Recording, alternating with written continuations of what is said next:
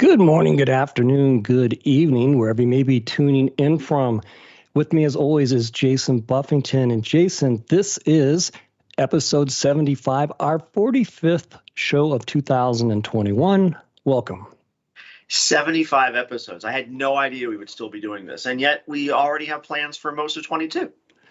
Yeah, we do. And towards that end, this is kind of the time of year, right, when we come out of one calendar year, we get ready to roll into the next.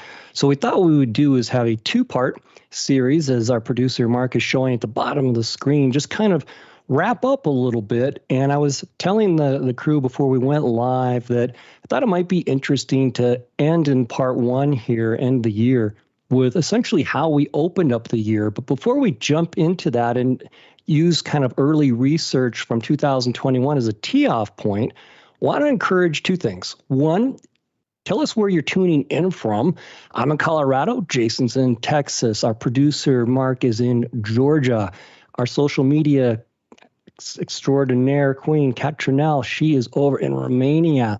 Give us a shout out wherever you may be tuning in from in the comments. Also want to invite you in the comments. Feel free to comment on what Jason and I are talking about, or to make a comment of your own regarding the last year, or even just to ask us essentially anything. So without further ado, I want to kick it over to you, Jason. Let's kind of unpack. For those that may not have known what we call the data protection report or data protection research for 2021 in this case, take us through a little bit of what that instrument, that research is. Yeah, so we've referred to this project a lot over the course of 2021 because it is the largest independent IT research project related to data protection that we're aware of being published anywhere from any vendor, from any research company ever. Dave and I have each spent over 30 years in this data protection industry. Each of us came from various analyst firms prior to joining Veeam, and yet this is the biggest project and something that was truly a labor of love for both of us. We contracted an independent party to survey over 3,000 IT executives and IT decision makers across 28 different countries around the world, all looking at data protection. What's driving change? What are you looking for? How are you going to handle key workloads? How does that affect digital strategy? Just a wide range of topics on this. But admittedly, Dave, out of this breadth of project, and by the way, spoiler alert, DPR 22 is in the oven. It is slow baking. We're going to pull that out after the new year, so we'll get a chance to dust this off and do it again. But yeah, if we want to boil it down, there are two kind of truly magical slides in DPR 21 that kind of define what 21 as a year was going to look like. Yeah, exactly that. And this first slide we internally call the money slide. Yep. It's the drivers for change, meaning, and you can see in that kind of white text towards the top, this is literally the question we asked. Which of the following would drive your organization to change its primary backup solution to a new solution or service? And what is the most important consideration? So the longer bars there on the right, that's check everything that might be a driver for change, or maybe, Jason, another way to say it, what annoys you in your current backup practice, right? What's the pain point? And then if you could only choose one, and this is what we stack rank them by, what would be the one? Interesting results. This is how we began the year, but let's just have a little walkthrough about what did we see in January of this year. Yeah, so, as long as we've been in this business, it has always come down to it's either around economics or around capabilities. It's around, those proverbial C's that we talk about. But if you look at it just on its entirety on this one slide, there's two things that really strike me as interesting. That one bar that's all the way over to the right, that far right-hand edge, right? The most common thing that organizations wanted was RPO, RTO, meaning basically reducing data loss, reducing downtime. And yet, when you look at the most important, that single one is stacked by most important on the top, you get reliability. And so in my mind, I think it's interesting that in both permutations, what you get is qualitative improvement. They just want it to work, right? They want less data loss, less downtime, and they want it to work. And I think that's really interesting, as in 2021, 30 years of backup, we're still just trying to get it to work. Yeah, it's somewhat incriminating state of the industry as a whole. And on the one, and I can argue both sides of this, meaning it's incriminating or a sad state of affairs if your primary motivation for change would be to get the exact thing that you purchased and deployed this solution for. I want to change cars because I want a car that's reliable. I want a car that works. So that's the kind of glass half empty incriminating notion. The positive, or the part where I understand this, is it all starts with backup. I mean, you've got to ingest the data before you can restore it or do other things with it, leverage it for data reuse, et cetera. So on the one hand, not surprising this is so high because it's important. But on the other hand, wow, in early 2021, and still to this day, I don't think now, less than a year later, Jason, that things have changed dramatically. We still see people trying to get successful backups. And I should add, and I believe this is the case, keep me honest, Jason, but I believe the way this question was worded was successful was that, one, it has to complete, but it also has to complete in the allotted amount of time, I believe, or do I have that wrong? So we actually had two other questions in the survey instrument that come right behind this one that talked about, what percentage of your backups were successful. And in both of those questions, we did exactly as you said. We defined what does success mean. It finished on time, it finished without errors, et cetera. So, and by the way, just to be clear, I don't think all of the reliability issues are because all of the other backup products out there are junk. Right. There's a few that are junk, but I do think that part of the problem also is the fact that in 2020, we saw such aggressive IT modernization in production. And if you use legacy methods for backup with modern production infrastructure, you will have a less than optimum outcome. Right? 15 years ago, when people were first virtualizing stuff, and some of those podunk backup companies that, by the way, are still around, said, oh, just put an agent inside of every VM. It'll work just fine. No, it will not work just fine. Right? So I think part of the reliability that you see here is that as organizations modernized production, they found out their legacy backup solutions were inadequate. And so reliability was, hey, I need it to work the way that it used to work when everything was physical. Right? And so I think that's the part to think about. That's a fair point, right? Expectations, environments, service levels, those are all moving targets. So it's not static, to your point. And I just want to give a shout out. I'm being told by our social team that particularly on LinkedIn, we may have an issue where LinkedIn is not accepting chat or comments. So unfortunately, we won't be able to interact with you in the ways that we normally like to. Apologies for that. But Jason, let's double tap now on the next, I'll call it cluster of results, because you're actually the one that made this observation that a couple of these results percolate into one theme or concept. And if we go to next one on, economics, we see economics expressed a few ways. It is. So you see that, so those longer green lines, and we've added the color for effect, right? But the longer lines, again, there's almost a two-way tie in that band over there. But if you look at economics shows up in at least three, and maybe we should even make it four ways. Right. So at the top in the number 2 slot, economics comes in the conversation around value, right? Return on investment, TCO. We often hear about this from our large enterprise customers is, am I getting enough value out of the data protection infrastructure that I've deployed? If you go down a few notches towards the middle, you see reducing software and hardware costs. And this is around price. Right. And we often see this sensitivity, especially in small and mid-sized organizations, where it's really just strictly around the sticker.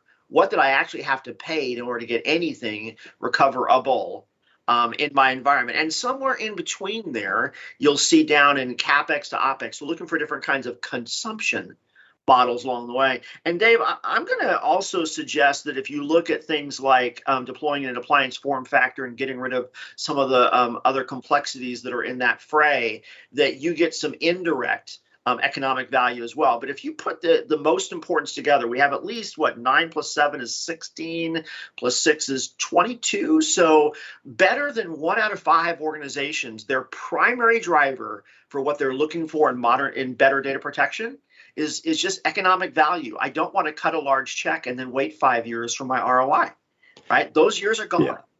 Yeah, exactly. And, I think you brought up a good point. Right? These things are intertwined, right? They're not in isolation. And so if you take down the economic manifestations of the question and relate that back to improve reliability, if I'm not sure of the value, because in part I am not getting reliable backups or success rate is lower than I wish it to be, then of course you're going to start to question, wait, how can I optimize the cost? If I can't optimize the experience, of which of course I want to, but I'm having problems with that, well, then I want to pay less for the suboptimal experience. So not surprising, one, that goes hand in hand, but also Yep. let's think about the time frame we were coming out of, meaning end of 2020, rolling into 2020. We were still in the throes of a global pandemic. A lot of businesses making transitions, economics, and the viability of switching your business model was certainly front and center, if not arguably always for business. Certainly in a pandemic timeframe, it would have been. That's right. That's right.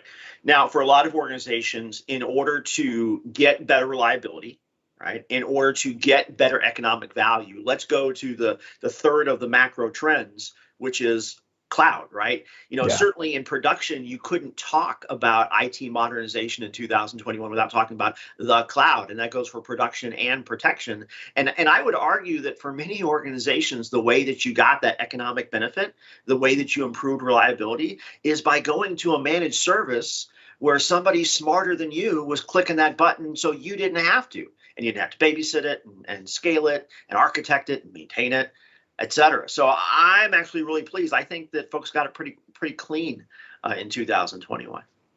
Yeah, I agree. And, we saw this trend coming from the prior year's research, meaning data protection trends 2020.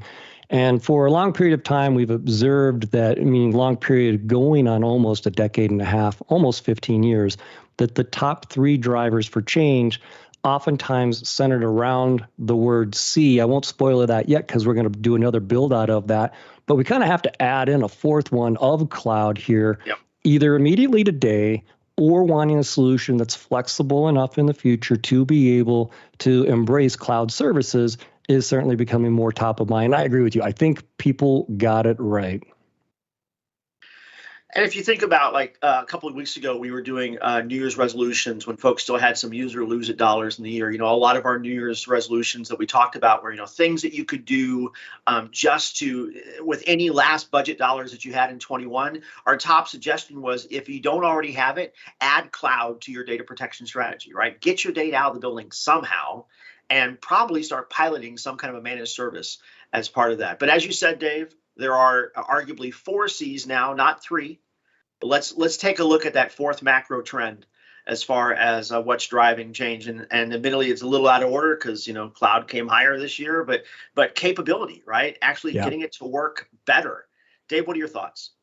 Yeah. And so going back to what were those 3 C's, some mix, meaning the ordering could change, but cost, capability, addressing complexity. And we see complexity in this one as well, but capability. If you can get beyond the economics, if you can get beyond the reliability, then there's certain features that I want, and certainly improving my recovery point, my recovery time objectives, and wanting to have a capability in terms of that operational ease of use or addressing that complexity. To me, that makes sense, right? Because the need to reduce the complexity of the solution is sort of paramount. It's like performance. You're never done. It's something you continually work on. And so if the environment's changing, SLAs are going up, you're economically challenged, to me, it's almost inherent that you're going to have a complex environment that you're dealing with. So you want to try to operationalize that to the extent you can, make that easier on the team, who's also, by the way, trying to contend with rising SLAs. Before we switch gears, I do want to acknowledge that we've got a question from Stuart. And Stuart asked basically, what are our thoughts on this recent, I'll call it kind of over the weekend, Java threat that has come out? Jason, I will tell you, I went to bed way too early and woke up way too early, meaning 3:30 a.m. And I saw the Twitterverse was like going crazy. And I should preface that's 3:30, essentially West Coast United States. So a lot of the rest of the world had already been hip to this threat. I was shocked. I immediately jumped on one article. I want to give credit. It was from Wired, if you're familiar with them, been around a long time. And my jaw kind of dropped. I'm a bachelor, as I was telling you guys before we went on air. The dog Eli was in bed, and I just went out loud like, "Oh my gosh, how many threats, how many vulnerabilities does what's the threatscape of this look like?" It's absolutely enormous. What were your thoughts when you heard this? Well, my first thought was when the news first broke, Minecraft was mentioned as part of it. And I thought, dang, I run my own Minecraft server and I've got Minecraft in Java mode running on most of my kids' workstations. So that's going to be a problem for me. But I was surprised by the amount of times I read that they're almost making this akin to the pandemic. This is like one of those, and not to make light of the viral pandemic, but it is so pervasive. It could touch so many things. It could be so disastrous. I was like, wow, okay, this is how I'm going to spend the rest of my Monday after my second cup of coffee is catching up on the weekend. This is what happens when you go camping on a weekend. You don't find out about IT stuff until Monday. And, if we think about recent events, the other thing that kind of jumped into my mind to answer, Stuart's question on thoughts on this, I hearkened back to the outage of AWS earlier in the week. I mean, not just even just a couple of days, not fully 72 hours earlier. And it just shows the dependency. And it also, in my mind, now here's a bit of a selfish plug, meaning it shows why it's still your data. You still need to be in charge of safeguarding it. You still may want to make alternative plans where possible to be able to access or safeguard your data. In other words, don't blindly trust. Don't blindly trust that someone's going to protect everything the way you want them to, and don't blindly trust that it will always be there, even though the cloud is highly resilient, meaning the major hyperscalers. Okay, so just one last thought on that, because I know we want to cover the other slide too, but it occurs to me as we're talking about this now, if you think back to the end of 2019, and I guess I'm stuck on the pandemic, but if you think back to the end of 2019, if you had said in December of 2019, hey, what if all air travel stopped for 6 months? What if nobody went out of the house for the next 3 months? And you would say that could never happen. The world would come to a halt. I mean, and 6 weeks later, we actually start to see that roll out. What's the first thing that you do whenever you think that you have data that's been impacted? You quarantine it, right? So now the question is, what would happen if all of the servers, they're primarily responsible for touching each other and interacting with data, if everybody needed to quarantine their data the same way that we quarantined our families? What would happen from a technology perspective? That's the kind of scenario you think about when something as low level as Apache starts to get gnarly. Anyway. Perfect. All right, so let's go back to more pleasant things like, okay, how do we fix backup? So Dave, we said there's kind of two money slides in this deck, and I will tell you. So as I said, I went camping over the weekend. I was with scouts, and when we lay out a topographical map and we're planning our hike for the weekend, there's two things you want to know: where are you coming from, and where are you going to? Right? And then if you're looking at a topographical map, you would also add and how are you going to get there? But I think these two slides, the reason I think they're my two favorites is because the first one was, where are you coming from? Yep. You're coming from a place that's not reliable, that may not have economic advantage, that has too much data downregulated loss, that does not use the cloud well, right? Those were the four tenets of where you're coming from. Let's talk about what organizations are going to. And here the question was, what would you consider to be the defining aspects of modern or innovative data management or data protection? Those are the long lines. And again, just like last time, the short lines is if you can choose only one, what's the most important that's out there? So we know where we're coming from. Dave, what's top of mind for where we're going to?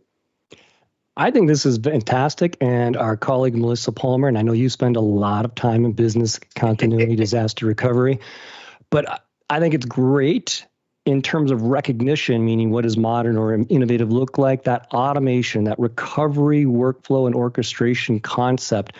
Not by a lot, because you can see when we stack rank these by what's most important, very, very tightly coupled. So to me, you just look at that and you could say, maybe a lot of things are hugely important. So in other words, don't look at what's number one, look at the grouping as expressed by 2,800 respondents. But I love the fact that orchestration rose to the top. And you could argue what's barely number two, meaning disaster recovery as a service, DRAS, tightly intertwined with that notion. Yeah, I love the fact that the top two had to have that same connotation. So first and foremost is just around recovery and orchestration. And remember, we talked about on the last slide, right? Reducing downtime, reducing data loss. Here's my other scouting example. When I talk to scouts about the first aid merit badge, one of the things I say is your likelihood to live is based on the time between snakebite and hospital. Right, whatever you can do to shrink the time between snakebite and hospital is your likelihood to persevere through your bad day on the trail. And I will tell you, your likelihood as an organization to get back up and running again is based on shrinking that time between crisis and recovery. And that's what orchestration's about. If you haven't thought about orchestration and workflow that way, it's like saying I'm on a trail, but I have no plan if I get bit. Right? This is your plan. This is how you shrink snakebite to hospital. And I just want to go off of that just for a moment because I'm being told the LinkedIn comments may be coming through now. So simultaneously issue a request. Feel free to comment on what we're talking about, or if you have a sidebar, like Stuart asked a great question. Also, feel free to chime in where you're joining us from, and we can go back and look at the world map a little bit later.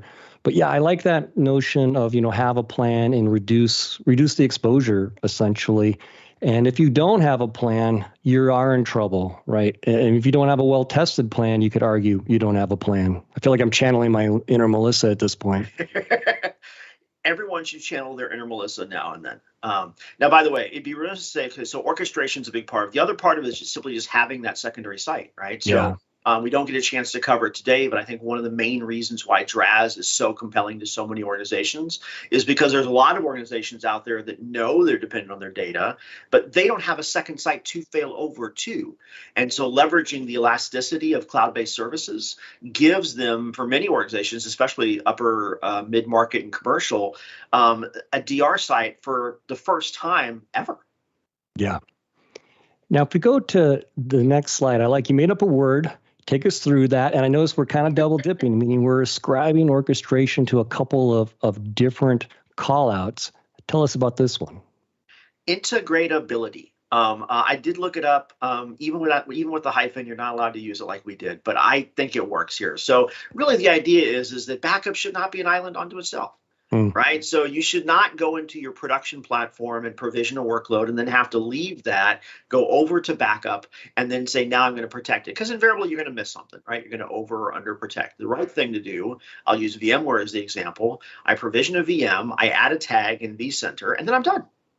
Yep. That tag says, this is how I expect the SLAs to be.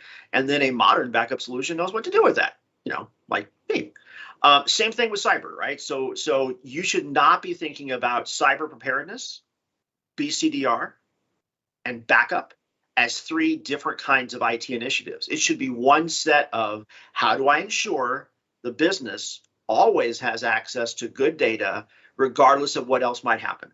And so that's what I think integratability comes down to, is between orchestration and APIs, and really just thinking about recoverability, irregardless of what the cause was that brought you to this point. Yeah, and I'll just share kind of two takeaways from the integratability notion that we're highlighting here. One, I like the fact that almost a year ago, the respondent said, I don't think backup exists unto itself.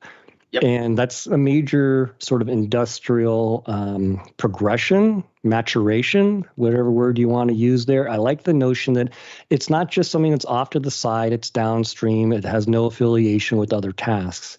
So that's the number one. Number two, I would wonder, Jason, when we look at this data for 2022 at the turn of the year, a lot has happened around cyber, and not a lot of it's good, as we've seen in very recent times. So I wonder if that ability to integrate data protection with a comprehensive data security strategy pulls higher, meaning I really feel like as an industry, we've made a lot of progress in the last roughly 12 months of understanding, even if you're not an availability professional, a storage person, you might be on the security team, but you have a deep now appreciation for the role that backup and recovery, disaster recovery can play in your strategy. Yeah, I think as more and more organizations are victims of ransomware, and so they are forced to go that last line of defense. and that last line meaning backup. Yeah. And many of them are finding out that their backups were insufficient, which means that ransomware data is just gone. Right. Yes. And so I think there's a lot of folks that are realizing, this is as dire as all the marketing hype would say. And so, yeah, I would expect that that for next year, ransomware certainly wouldn't go down on that list of priorities. I can only imagine that goes up. I think integratability continues to go up as we continue to look for cleaner, newer ways to facilitate IT delivery. And frankly, you might even see some of the orchestration and workflow stuff start to go down a little bit, because truly ransomware is the global enemy that all of us need to be focused on right now. Yeah, and speaking of Globe, we did get our comments back up and running on LinkedIn, or the platform. LinkedIn started sending them through. From a global perspective, we see Minneapolis, Minnesota, United States came in. We see South Carolina. All We've right. got some folks rest of world, meaning we've got folks in Chile, which is not one we get often, Jason. So awesome to see that. It's not. There's a lot of beachfront property in Chile. I had forgotten that. Yes. And then Pakistan. So huge shout out. Thank you for commenting. Apologies that for whatever reason the platform wasn't accepting comments there for a period of time, but certainly appreciate that. And now, as we look at maybe concluding this, let's kind of land this slide where we began. I mean, let's just do a quick recap here on the next one, if we could. Cloudy. Remember we said earlier, right? Can't have an IT modernization conversation without talking about cloud. The cloud is all over. What does modern look like, right? Because if you were to ask somebody what does modern IT in production look like, they would tell you, well, it's not only on-prem, but it's IaaS, and it's SaaS, and it's PaaS, and it's containers, and it's multi-cloud, right? I mean, cloud is all over production IT, so it is absolutely reasonable that cloud should be part of all over protection of IT as well. And you see that. You see DRaaS in the number 2 slot. You see consistency of IaaS and SaaS protection. I can't imagine that doesn't also go up as people continue to modernize production. Like that one has to go up as well. One of the ones I kind of love a little bit, but I'm selfish because I wear a green Veeam shirt most days, is the ability to move workloads from one cloud to another. Right. So, I mean, Azure can help you go on-prem to Azure and sometimes back again. Amazon, same thing. GCP, same thing. Ain't nobody else helping you go from one cloud to another, right? Except Veeam, right? Because of that self-describing format, because of what we do with instant recovery around the way, right click and go to the cloud or data center of your choice. So plug on that. So I think that kind of wraps up our time for this week, Dave. One thing that I do hope, I'm sorry that we didn't get comments working for this one. We really had planned on this 2-parter being an Ask Me Anything kind of thing along the way. So now that comments are working, if you put any Ask Me Anything comments in, we will cover them at the beginning of next week's show, don't you think? So that as good fodder to get us going. Yeah, good shout out. Next Monday we will have part 2. Yeah, I like how you ended with Veeam specific, because this Friday on our Friday Tech Bites, which will be the last one, meaning Friday Tech Bites of 2021, our great colleagues, Rick Vanomer, Melissa Palmer, they're going to be looking at, from a Veeam perspective, what from a product viewpoint has happened this year in terms of product releases. And spoiler alert, there's been a lot. 2020, 2021, we released more products than ever in the history of Veeam. Rick and Melissa are going to take you through some of the details of that. That's this Friday. And then 1 week from today, in addition to answering any questions or comments that may have come in, we're going to take a look at, from an industry perspective, what's going on overall with the vendors and Veeam. So thank you so much for tuning in. Our last call for the year too, won't it, Dave? That will be our last one for actually some time, meaning until January 10th. So thank you for tuning in. Stay safe, stay positive. And want to give a shout out. Brazil and Michigan have jumped in. So don't want to go off air without saying thank you to both of those locations. I know you get excited, Jason, when Brazil's in the house. I do. I do like Brazil. That's true. Y'all have a great week. Thank you, everyone.